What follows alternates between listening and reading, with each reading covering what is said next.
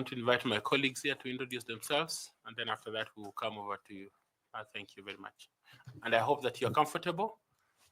If there's anything that we can do to make this comfortable for you, you okay? I'm okay.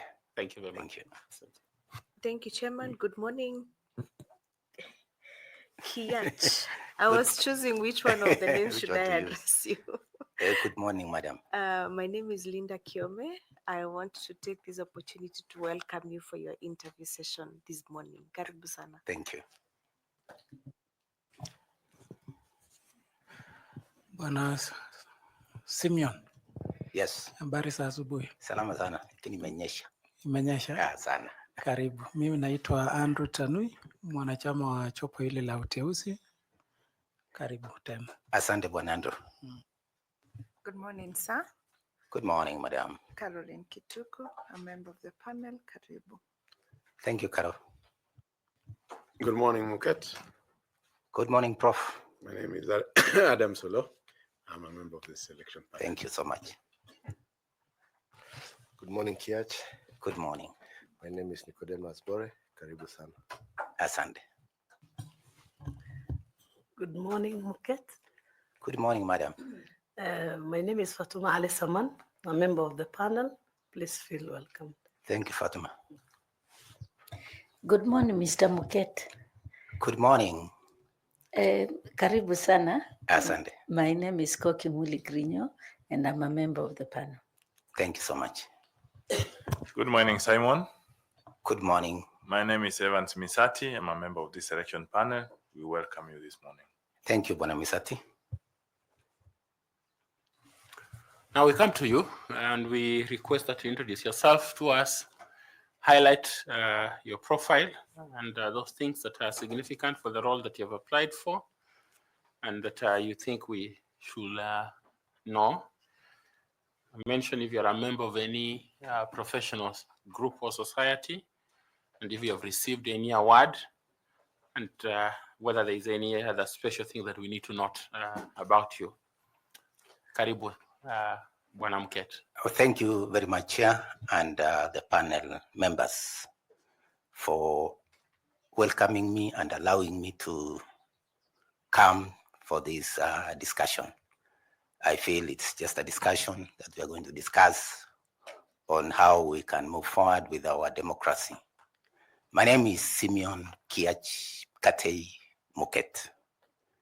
I was born and brought up in West Pokot, where I had my formative years of education, primary and high school and secondary, and went to Egerton College to undertake a diploma in animal husbandry, after which I also went back to the same university to undertake a bachelor's degree in animal production, and also have a master's degree in pig production from the University of Aberdeen in UK, Scotland. And members, chairman and members, when I left college after getting a diploma, or before when I left Form 4, I was to proceed for A-levels, and I went for one term in a school in South Nyanza. But because my parents were unable to pay school fees, so I dropped out of A-level. And I applied to, my father told me to go and get a job. There were several jobs those days. So I was employed as a UT, untrained teacher, which I never took up the position because I still had interest in going to school. So I had applied to Egerton College and I was admitted to do a diploma course. So after the diploma course, I was employed by the then Minister of Livestock as an extension officer and posted to Garissa district then, currently Garissa County. After that, I took again a leave and went back to college to undertake a bachelor's degree in animal production. And after I graduated, I was posted to �W𝐮𝐤𝐻𝐤 as a livestock production officer in charge of division and district. After that, the ministry transferred me to the headquarters to coordinate a project that was funded by Africa Development Bank, which I did coordinate for 3 years. And after which, within that time, the government gave me a scholarship to go to UK to study something to do with pigs. And that's why I have a Master of Science in pigs. After I came from there, I continued working with the Ministry of Livestock and Agriculture, and until sometimes when there was an opening for a World Bank program called Arid Lands Resource Management Program, which I applied, and I was taken to be a district coordinator in West Pokot. After that, when I left Arid Lands, I got appointed by the president. Okay, it was a statutory body called the Transition Authority, where I was appointed by the president, 𝐏𝐤𝐤𝐲𝐚𝐜, then to be a member of the Transition Authority. And in the authority, we were dealing with the devolution matters, transition to devolved system of government. And after we finished transition, I went back to the ministry, where I've been working, and I rose to be until finally I left when I was an acting director in charge of peace building. In the process of my working time, I specialized so much in what we call project management and budgeting and finance. And so when we are dealing with project management, we do a lot of planning, which I feel also is critical for the work that I have applied as an IEBC.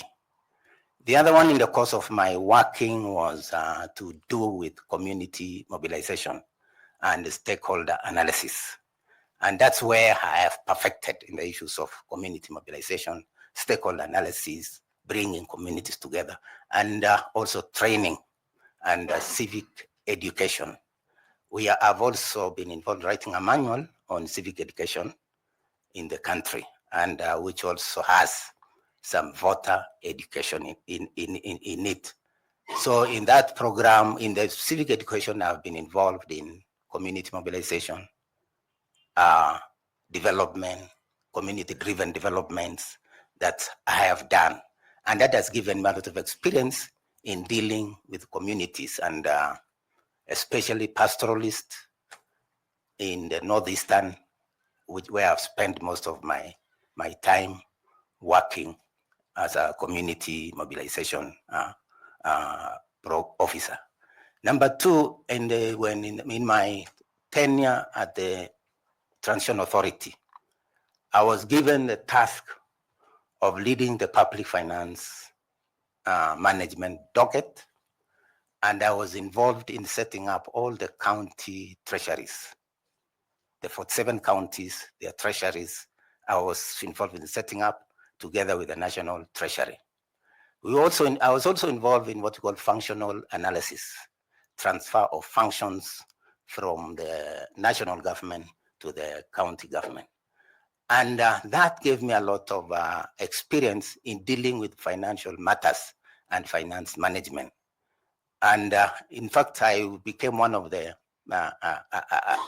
experts, as much as I've not done finance, but because of my interest in finance, I became one of the experts in finance management. We also wrote the borrowing regulations for the county government to allow them to borrow. Number two, I was also involved in writing drafting the Public Finance Management Regulation Act, Regulation 2015, for both national and county government. I was also involved in writing or drafting the Public Procurement and Disposal Act of 2015. And that gave me a lot of experience in the issues of procurement, in the issue of finance management, in the issue of governance and administration. So that has given me a lot of impetus and experience in working in budget and budget making. And then the other thing is that I was also involved in writing manuals on what we call community mobilization operation manuals, where how to mobilize communities for particular activity. So my that I feel is a critical experience in voter education, which is a core mandate of IEBC, and how to bring people together. The other one is extension services, how to reach out, to get out to the communities and give them the message you want to give them. That I feel that we need to also, that one need to be, IEBC should be able to be doing that as a continuous activity to get out to the people and demystify IEBC, which currently people look at it as if they are CIDs. Nobody knows what's happening, because even in the village down there, the people can know an agriculture officer, but they don't know the IEBC officer because they don't go out to the people. But that with my experience of going out to the people, going out to interact with the communities, be able to make sure to give IEBC the ability to interact with communities so that it reduces this suspicion that IEBC, nobody knows what they are doing, they are cooking results, but when they are interacting with the people, they are day to day together with the communities. That gives them an opportunity, that gives the community an opportunity to trust them. Thank you. Oh, thank you. Thank you. Thank you, sir. Thank you. I note you're a person living with disabilities. Yes. Okay. What form of disability? Physical.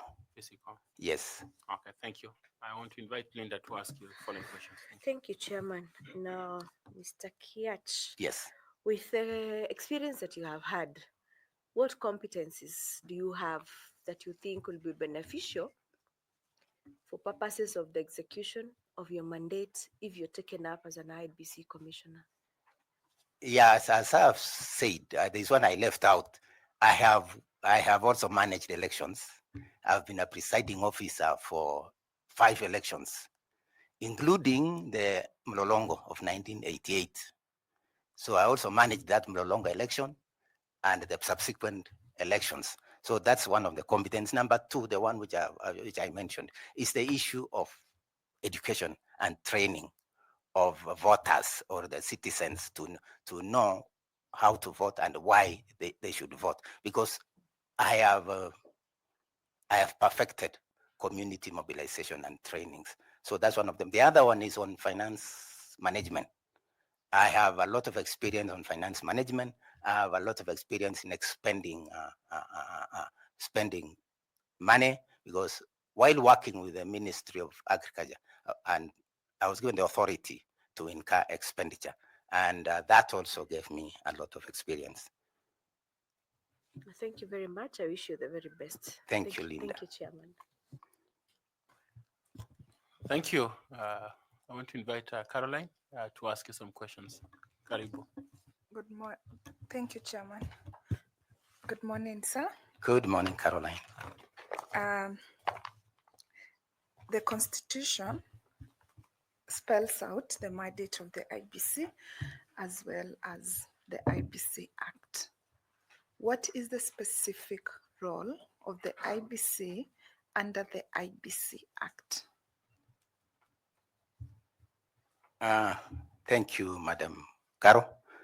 The IEBC Act actually lifts most of those roles in the Constitution to the Act, which one of the Act is what we call voter education, voter registration, managing and coordinating election, dispute resolution for political nomination. Sir, yes. That is the framework under the Constitution. Yes. So the IEBC Act has sought to expand on that, or basically to operationalize the constitutional mandate of the IEBC. It has broken it down into small steps. Mm-hmm. So what is it that the IEBC is mandated under the IEBC Act to do in order to ensure, for example, there is voter registrations, there is voting, there is referendum. So what are those things that governs IEBC?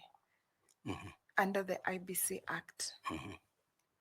Okay, thank you. The IEBC Act, as I said, as you rightly put, expands the roles of IEBC as an entity in terms of voter registration.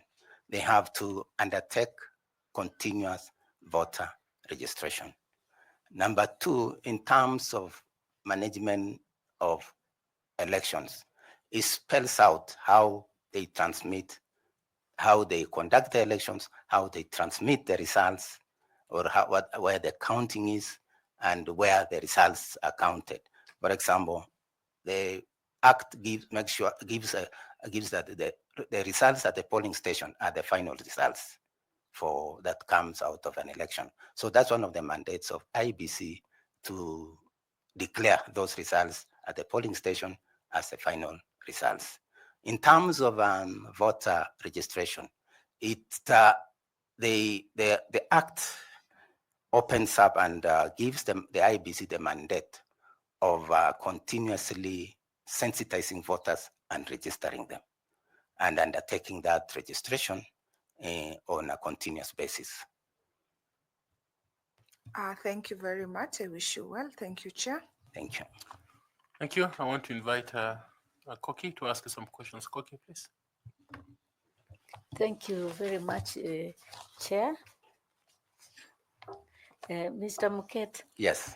I listened very carefully at your introduction. Yes. And I realized that conducting 5 elections as a presiding officer, yes, equips you with a lot of information on electoral process and the electoral cycle. So I am following up on one aspect of the electoral cycle, which is voter education. I was tempted to ask you about the Mlolongo and its impact to our elections today, but I will not go there for now. Unless it may be you good can for him to say something about it. Unless you can link it together with, I'm sure you can link it together with one of the questions you will get soon. But I wanted to find out, you have developed also manuals for civic education with components of voter education. Yes. From what you have said. I wanted to ask you, from your own experience, does actually voter education make a difference in elections? Yes or no, depending on how it is carried out. Because voter education, if it is continuously done, it will make a difference. But one of the challenges that we have is that we do an ad hoc. But if it's a program, for example, because nobody cannot learn, cannot change. So long as you have, when you talk about it every day until it becomes a music, people learn and it can make a difference. But the challenge we have had with the voter education in the country is that it only comes during elections, that time of elections. So, but the law or the constitution makes it a continuous process. I know that that is correct, what Yes. you are saying, and there's been complaints by IEBC that they don't have resources and so on. But from what your own experience has demonstrated and what we have had is that there are many civil society organizations that IEBC can partner with to make voter education continuous. Now, let's assume you become a member of the IEBC. Can you talk us through the steps of how you will, with your colleagues, make voter education continuous and more meaningful so that it can actually achieve the objective that the drafters of the Constitution wanted it to achieve? Just the steps, how we can make it meaningful, what we will need to make it meaningful and sustainable. Thank you, Madam 𝐏𝐤𝐤𝐲𝐚𝐜. 𝐏𝐤𝐤𝐿, I remember you were seated here with me last time. I hope this time, and now you are seated there. The issue of continuous voter education. I've worked in the public service for quite some times. And when there's a formation of a new government, there's something called executive order, which gives mandates to each department of the government. And that's what you budget for, following that executive order. So what I feel is that IEBC may have had some loopholes in budgeting. They have a permanent executive order called the Constitution and the Act, which gives them a mandate to budget for that item, because it's a constitutional item. Because I was asking myself, what do IEBC officials do? From morning 8 a.m. in the field, they are in all 290 constituencies. What do they do from morning to evening? And they not earning salary for no work done, because they are only active when there's an election. So, madam, let me now come to where you're asking. That if give me an opportunity, working together with my colleagues, we'll be able to make sure that IEBC is funded, because it's a co-mandate and it's like an executive order that is funded Let's by the assume National that Treasury. IEBC is funded. Yes. In fact, IEBC has 4 billion I hear on voter education. On voter education. So now just show us the steps on the question I asked you. Now because they have staff up to the constituency level, and there are quite a number, I don't know how many are they. They have registration officers, they have clerks, which have to be trained to be going out to meet the citizenry, because that is their mandate, so that if they they have a program to make sure that they meet the citizenry anywhere, whether in the marketplaces, because there are markets all over in this country, on a Sundays, when they go to a marketplace, they talk to the people and tell them what voting or what elections are. So that's one of the steps, to make sure that the people, the constituency managers, are visiting the villages in that place and telling people what's happening. Number two, there are other also forms of education, the issue of social media and the issue of the normal media. Those are some of the avenues the voter education can take place. So to me, if I have an opportunity to serve as a commissioner, that's one thing that I should be able to impart, to make sure that there is a continuous, people are working, they have a performance, let me not say contract, but they have a performance, indicators, each staff, to make sure that he reaches or she reaches. Some of them are not expensive. We just make it so expensive. I've worked in extension. It's not expensive to reach out to the people. You can use a motorbike and reach the people. You can even, there are some places you can even walk there if you have the urge and the call to know that people need to understand. So that's one of the areas. And then also we can have on the issue of funding, there are quite a number of civil societies which can help us do that voter education. So what I think is the process is that you make sure that you are there with them always. You tell them what you are doing. You know they understand you. You tell them what voting is, and all those that goes a long way with voting. I don't know whether I've answered or I've tried. Thank you. Thank you very much, Mr. 𝐏𝐤𝐤𝐻, and all the best. Thank you, Chair. Thank you. Thank you. I want to invite FCPA to ask you some questions. FCPA, please. Thank you, Chair. Bwana Simeon, where are you now? I'm now a farmer in West Pokot and a preacher here in Nairobi. You've retired? Yes, I left service. I thought people with PWDs retired 65. There were some issues that made me to retire. Okay. Yes. And I didn't see your card for PWD. It is Do there. you have it? Yes, it's a certificate. It's not a card. Oh, it's a this card. Day is a certificate. Okay. Yeah, it is there. Now, one of your referees yes has written that you are a very big asset at Transition Authority and big support to the chairman in decision making. He also says that this attracted jealousy and ill will from some fellow members who felt that the chairman gave you unnecessary praise for your good performance. You want to be a member of IEBC Commission, and I believe you know the history of internal conflict at IEBC. Yeah, I know the history. So, or I've had the conflict. Okay, you've had, but it was there even the on media, live yeah. TV. Yeah. You've seen the conflicts that are existing there between the commissioners. So what governance structures would you propose at IEBC to mitigate this kind of jealousy and internal conflicts while maintaining the independence of IEBC? Thank you.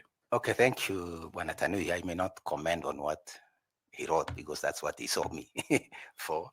But what I say is that the commission we were in is a commission similar to IEBC.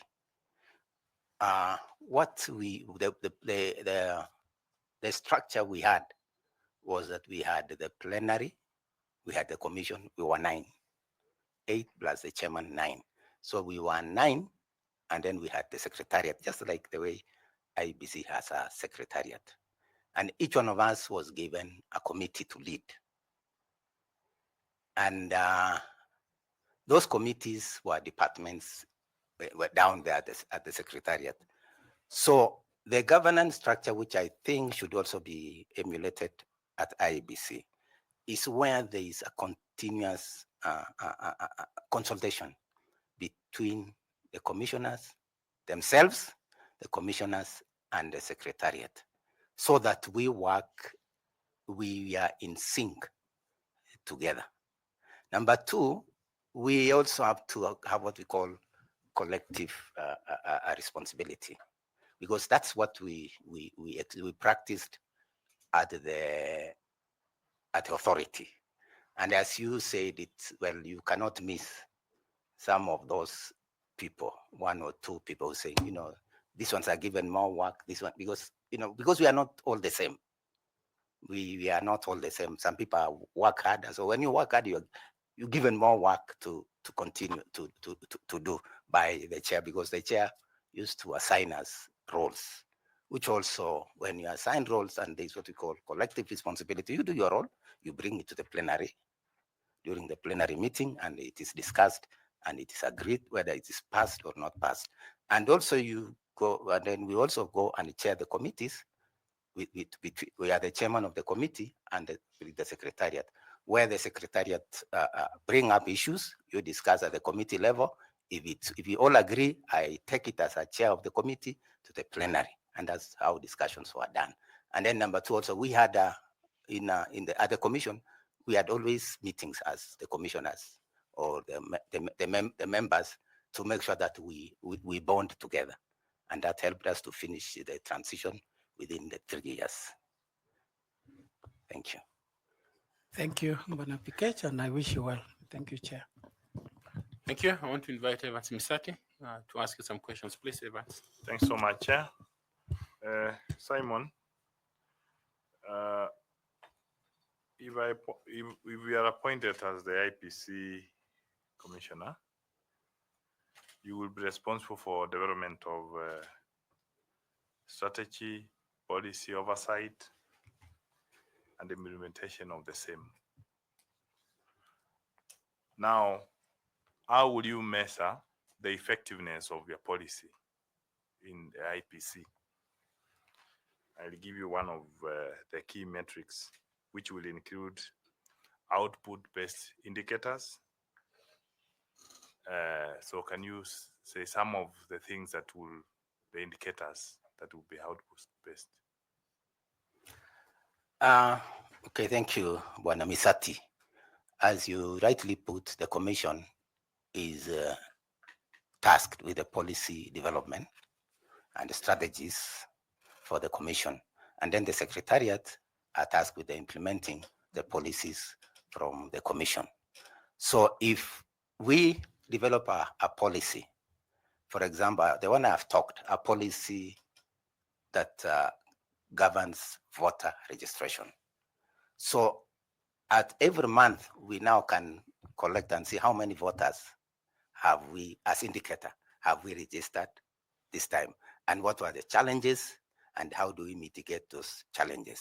So number two, if we are talking about education, voter education or civic education, then we call so, we will be able to understand how many people were reached, how many civic education forums were carried for that particular period, so that we know whether we are meeting our targets, because you have to set targets when doing monitoring. You have to set targets. We have to have the baseline. If we had 10 people this time, how much have we gone? Whether we have increased to 20 or so that we know whether we are succeeding or we are not succeeding. And me having had a lot of experience in project management, that's what we do. In the beginning of the project, you set your targets, you have a baseline, set your targets, and then maybe after few months or 6 months, you come and evaluate yourself and see how far you have gone, whether you are achieving or not achieving. How much money have you spent? How much, those things. That's good. How will you measure the operational efficiency? The operational efficiency is if when you want to know how efficient you are, there are two ways. Time, how much time have you taken to produce an output that you intended to produce, and how much money have you used to produce an output, so that you know whether if you are using per unit, if you are using less compared to what you have been using the previous year, you know that you are improving on your efficiency. If you are using less time compared to what you are using last year, you are improving on your efficiency. Thanks so much, and I wish you well. Thank you. Thank you. I want to invite Fatuma to ask you some questions. Fatuma, please. Thank you, Chairman. Mr. 𝐏𝐤𝐤𝐻, it is said that voter turnout among the youth is declining. If you are tasked to make an improvement on this as an IEBC commissioner, what suggestions would you give or proposals? Thank you, Madam Fatima. The youths have a way of operation and in voting, like even registration. I have a son in 2021. I told him to go and register. He refused because he was 20. He refused, said, I don't have the time to go and line up. Why can't they develop an app for me just to sit in the house and register? Why should I go all the way to a registration center to do register? And the same app can allow you to take your biometrics and send, because our phones have those provisions. So what we're looking at is that currently we have a tech-savvy youth, which they can do anything. Today they can put you in a coffin. I saw yesterday somebody was made a pop, it looked like a pop. So those are the people we have, and we can reach them. You can use that knowledge to develop structures, to develop media that can help them know the reason why we need to go and vote. Why we have to turn out to vote. So we need to develop methods and methodologies to reach out. I've talked about the issue of voter education, which, well, they may not come to the centers, the market where women are selling their groceries. The youth may not be there. So you need to find a way of reaching out to them through the social media, through the normal media, so that you can be able to reach out and give them the message, develop a message targeting them to know that they are the future of this country. So they need to participate in making decisions for the future of the country. Yeah, we are addressing turnout after they've already registered as voters. Now they're already voters. So we're talking about the turnout during elections. Yes, even that turnout, we need, number one, it's not only the youths who may not turn out, even adults. Because for this particular question, yes, it's targeting the youth. Yeah, what I'm saying, the people who have registered, because when people register, you don't know who is when you're looking at the register, unless you know their age, to know who is the youth. But generally, the turnout. And when it comes to youth, as I said, we need to have those education. Those why should we vote? If we know the reason why I should go to a polling station, line up the whole day to vote, then I will go.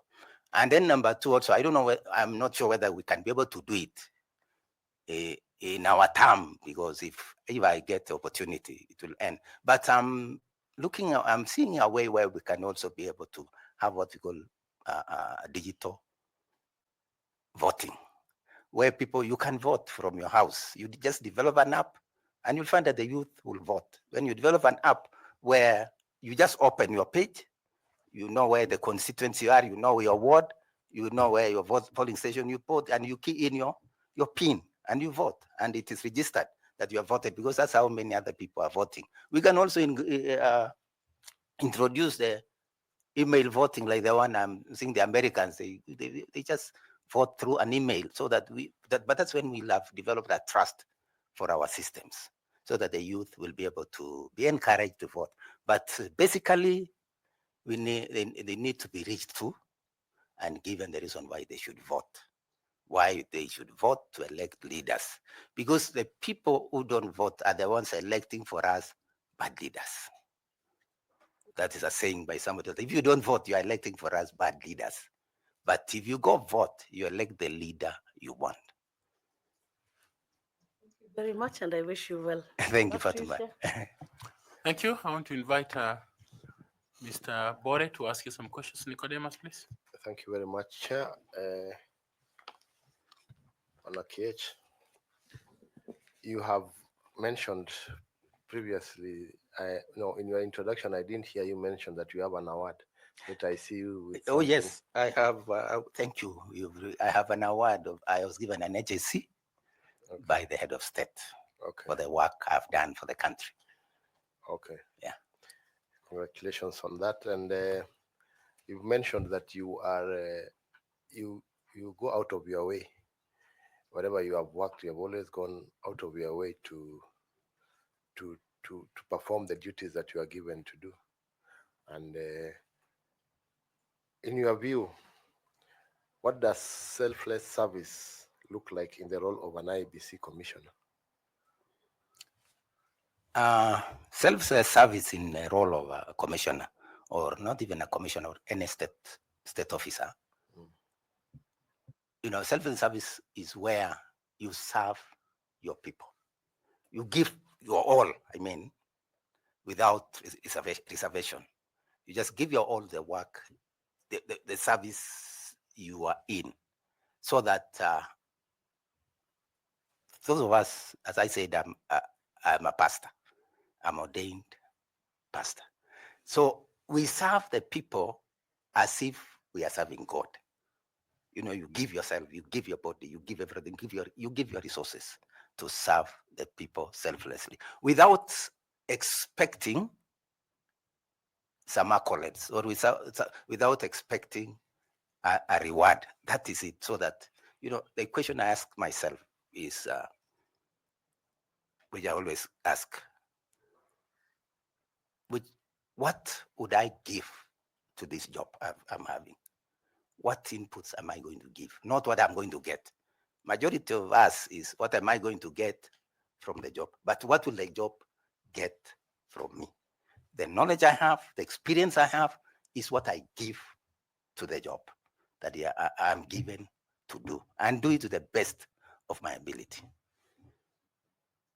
Thank you, 𝐏𝐤𝐤𝐲. I wish you all the best. Thank you, Bore. Thank you. I want to ask our professor to ask you some question, Prof, please.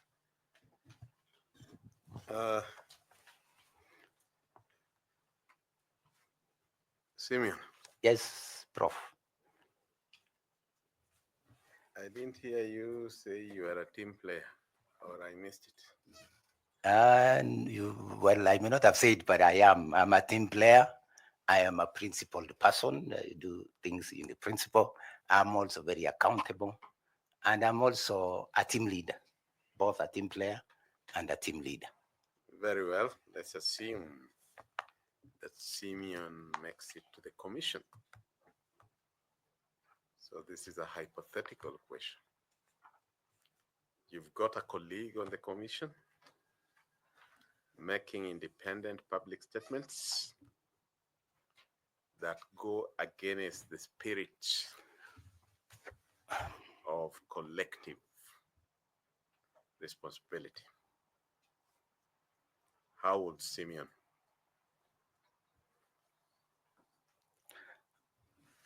Okay, in cooperate with other commissioners in dealing with that? Thank you. In any institution, there's what we call code of conduct in whichever institution, where we have to adhere to that code of conduct. And in a commission where you are working as a team, there is what we call collective responsibility, that you do things collectively. So number two, if you have found that there was one of your colleagues who seems to be doing or who seems to be straying from that collegiality or collectivity, we need to see, first of all, before we take any drastic. Some people may not have. Some people forget at times that they are one. They are supposed to do things collectively. At times we forget.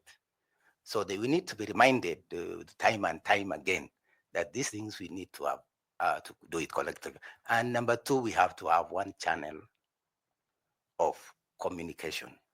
And if that one, or if we cannot have one channel of communication, we have to have one message wherever you go, whichever, even if you are called to a radio station, you are called to a TV station, you need to have one message where even Commissioner, Professor or lawyer comes, says the same thing. So first we need to agree on how we work together.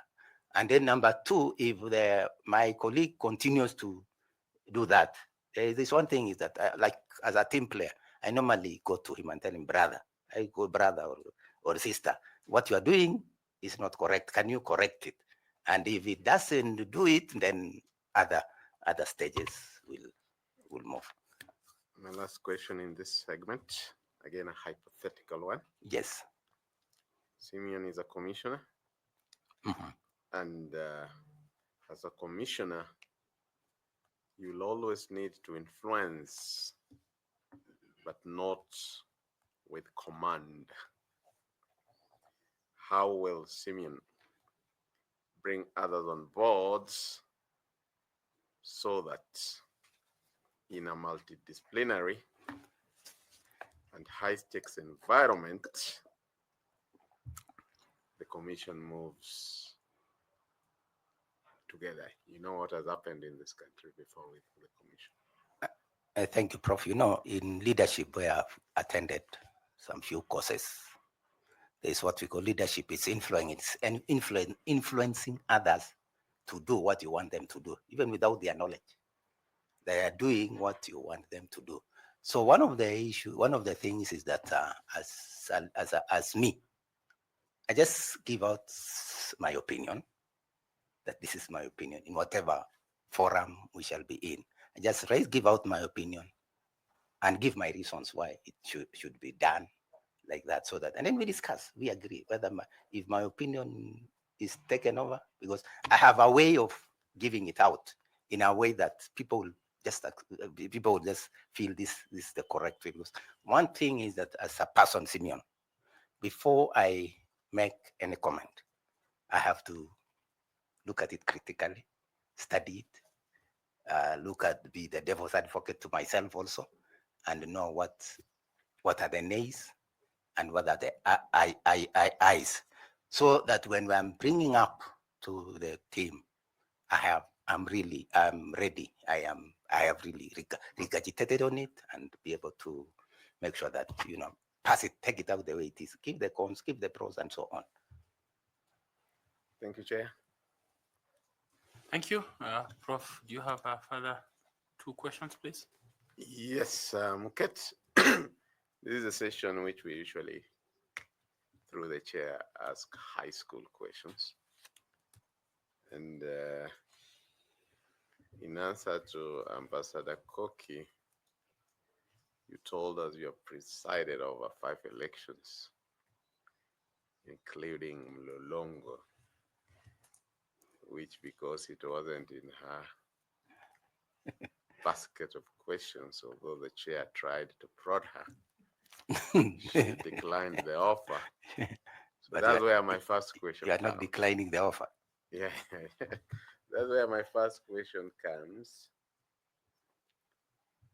Can you tell the panel? Mlolongo was a two-stage process. Under what circumstances would one be declared a winner of the election? And under what circumstances would one get a nomination certificate to now go to the secret ballot? During the Mlolongo time of, I think, that was 1988, and as you rightly put, I don't know whether it was 75%. If you get over 75 or 80%, you are elected.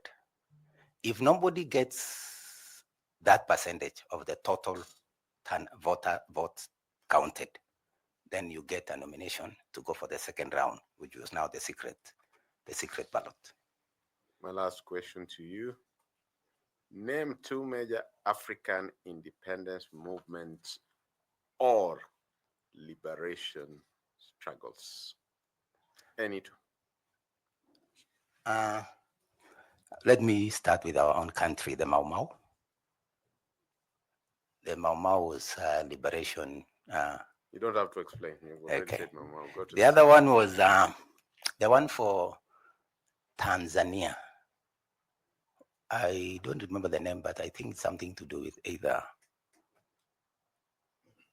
something to do with Ujamaa. Ujamaa was an ideology. An ideology. Me, I'm asking for a liberation movement. 30 seconds. Okay, you passed that one. I passed it. Yes. Thank you, Chair. Thank you very much, Mr. 𝐏𝐤𝐤𝐲𝐚𝐜𝐡. Yes. I've appreciated our interaction with you and learning and hearing from your experiences. Don't know whether you have any question or comment that you'd like to make. Thank you, Chair, for the opportunity you have given me to interact with you in this short time that we have had. And also I want to thank you for the time you have put in this. You know, sitting in a panel like this for 30 days or so, sitting on the same seat and talking almost similar things to 100 people requires a lot of stamina. In fact, I was just wondering when I was coming, why can't the chair even shift these panels and shift the questions, shift the order of questions? Because, okay, I watched and the order remained the same throughout. So that we are predictable. So it's predictable. I was thinking, why can't the chairman now even shift Tanui to sit there, Fatima to sit there, so that you feel like you are sitting in a different seat. But that is just by the way. But let me say that it has been good to be here and confess that this is my third time. I hope this time will be the last one. I was shortlisted in 2017. I went for the interview. I was also shortlisted in 2021. I went for the interview, but I thank God I never went for the 120. I never got the 2021 one because I don't know, me and Koki, who also sat here, which side could you have been? Because there were two sides. That one she will answer for herself, I'll answer for myself. But let me say that it has been good to be shortlisted at a time, and pray that may God help you make the right decisions, because this country has to move forward. This country has to have a democracy that works. And this country also, we need people who can be able to reduce the cost of doing things and the wastage. I feel in IEBC there's a lot of wastage. And it's because of our democracy. Last year, was it 2023, when there was another panel led by my brother, the chair, who sat for almost a year. I don't know what they were doing. You know, that was a waste of resources in this country. We need to have a country with secure the little resources we have. We cry that we don't have. I think, Fatima, you were also there. And I also said there when I was talking the issue of the IEBC officers sitting in the offices from 8 a.m. to 5 p.m. I don't know even whether they come to those offices. And at the end of the month, they still go to the bank and earn salary. We need to improve as a country. We need to be more efficient, more accountable to the people, more accountable to the taxes we use. Otherwise, let me say, may God bless you. Have a wonderful time. Thank you for your patriotism. We appreciate Thank this you. very much. Our friend there has your certificates Yes. at the door. You give them to you. The notebook and the pen are yours. Oh, this pen. Yes. Yes. Yeah, I hope it's less than the money. Yes, it's less than 20,000. 20,000. Yes. Yeah. So that I don't go with something that is more than 20,000. I have to declare to Okay. the government. Okay, thank you, and may God bless you. Thank you very much. Na usafiri salama. Amen. Asante.